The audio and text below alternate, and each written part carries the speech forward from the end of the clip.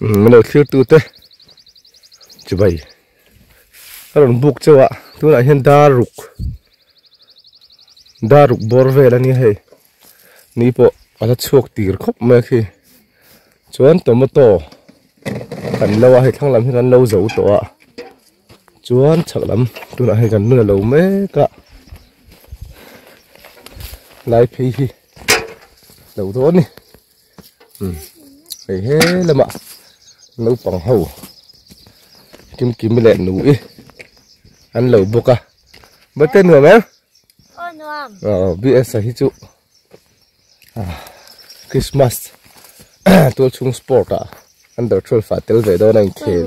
zin cả này kề là bớt tên lẩu vào ôm về ngắt nghe tại hiện hey lại hiện tiền à hey lại hiện tiền hey cool tiền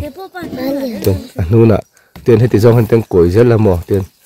nu nè tắc khàn cái lộ thiệp em khàn vậy lộ tụt đi hôm về nữa thôi nhỉ ô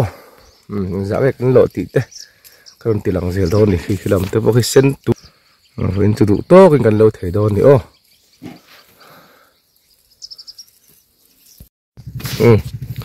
dar so mania tụ nè trời sum thum về cần lâu to hay lại khá hi lộ lăng ai à hay làm hết chú cần lâu dấu to này hay làm hết chú mình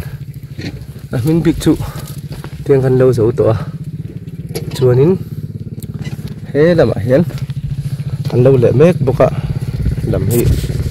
lộ tổ lo mà lại lên khẩn lên không lên sari về rồi lại thả vô lại thả lên sari về lộ tổ lo mà lo nữa mẹ nữa tụi kia rã hi nãy là buka vàng nó rã hi lằng thầy nó ạ thằng là một thằng à cái bộ hi tí nãy sơ lỗ hi nửa mà này hi trên thốn mắc mày này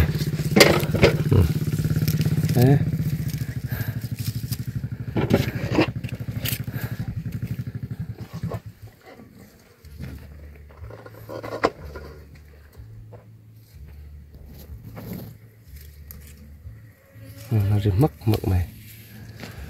rồi hi lộng về nữa là này còn nhà đầu đốn chỗ ẩn khóc mày lần đàn lại chôn sẽ lộng sẽ xiết là vợ sẽ về rút thế này bốc à đấy ta ăn lộ xả lắm bằng các thịt lang tụi có câu hi sáng hút mấy ạ nó sẽ thiểm đồn nha này cần tiếng hút mình hiện không ghi để great thâu nè hết cái tần hay cái bì hầu vẫn tìm mèo hay không cái mặt tệ được không hết ta số lại son trời thum cái đã tổ bốc này số lại son tùy nai khóc mày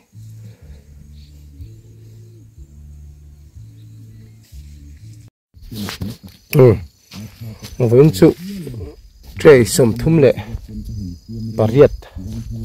còn lâu vậy ạ này về làm mình tiếp tục đâu ạ là rõ niềm về vía rồi nè làm tiếp bộ cao lệ là mà hen Christmas mà hiên với khật nó lâu dấu nó lâu mần từ đấy ngay là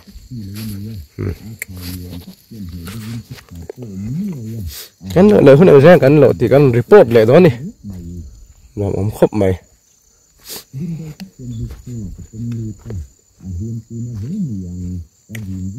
mình đâu thiếu thuyền tu thế